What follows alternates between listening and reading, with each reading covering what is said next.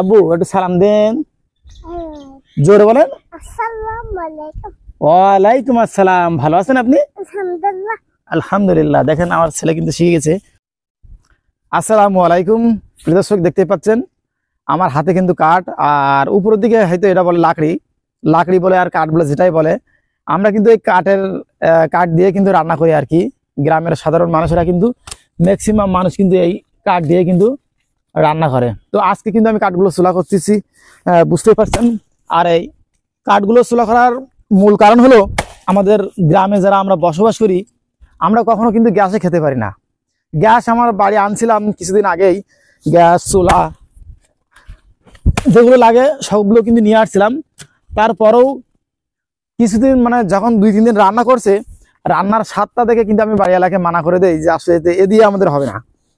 কেননা গ্রামের মানুষ এই কাঠ বা লাকড়ি জিরা দিয়ে রান্না করে, এটার কিন্তু স্বাদ আসলে আলাদা। যারা টাউন শহরে বসবাস করে তারা কিন্তু আসলে এই স্বাদটা কখনোই উপলব্ধি করতে পারবে না, যে আসলে লাকড়ি বা কাঠ দিয়ে রান্না করার স্বাদটাই কি। এজন্য কিন্তু 2 দিন আমি খাবার পরে আমি কিন্তু সঙ্গে সঙ্গে বারণ করে দিয়েছি যে আসলে এই গ্যাস দিয়ে কিন্তু রান্না করলে হবে না, আমি দরকার হয় প্রয়োজনে কাঠ এনে দেবো।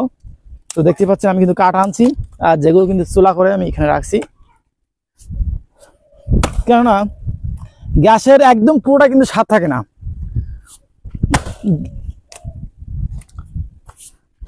আপনারা যারা গ্যাসে রান্না করে খান তারা যদি একবার ট্রাই করে দেখতে পারেন যে আসলে কাঠের রান্নার স্বাদটা কেমন, আর এই যে লাকড়ি বা কাঠ দিয়ে রান্না করলে এর স্বাদটা কেমন, আর আপনার গ্যাসের স্বাদটা কেমন।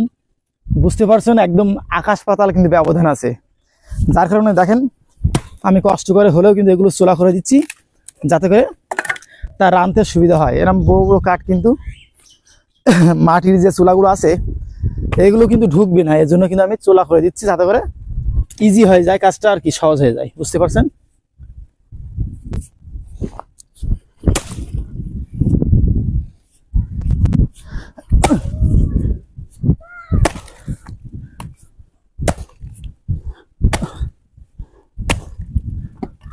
দেখেন আমি ছোট ছোট টুকরা টুকরা করে দিয়েছি।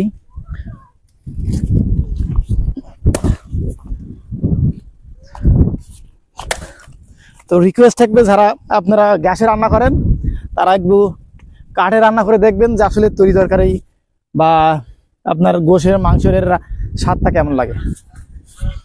আব্বু এদিকে আসেন, আব্বু এদিকে আসেন, আব্বু এদিকে আসেন, এদিকে আসেন, এদিকে আসেন। হচ্ছে আব্বু এনেন, আব্বু চুলা করবেন, কাঠ এনেন, শিখে চুলা করেন দেখি। তো দেখেন আমার কাজ কিন্তু শেষ।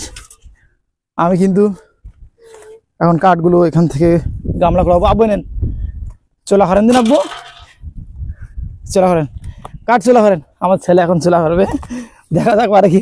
আব্বু ফেল দেন, নেন চুলা করেন, চুলা করেন। হ্যাঁ এতে করবেন, এদিকে করবেন আব্বু, দেন। ও পায়ে লাগবে আব্বু, আপনি পারেন না আব্বু? হ্যাঁ পারেন আপনি। আব্বু একটু সালাম দেন, জোরে বলেন। ওয়ালাইকুম আসসালাম। ভালো আছেন আপনি? আলহামদুলিল্লাহ। দেখেন আমার ছেলে কিন্তু শিখে গেছে।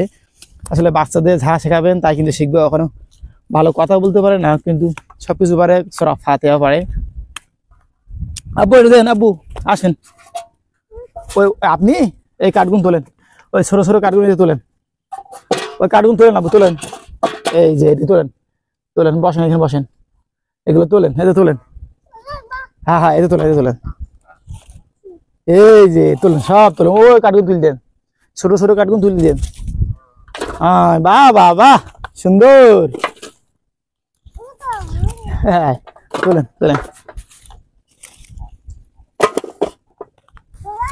জি জি জি তোলেন, তোলেন তোলেন, আপনি তোলেন, মাটি না আব্বু। এই যে কাঠগুন তোলেন, এই কাঠগুন তোলেন, এই কাঠটা তোলেন। হ্যাঁ হ্যাঁ হ্যাঁ বাহ বাহ বাহ, হ্যাঁ হ্যাঁ তোলেন।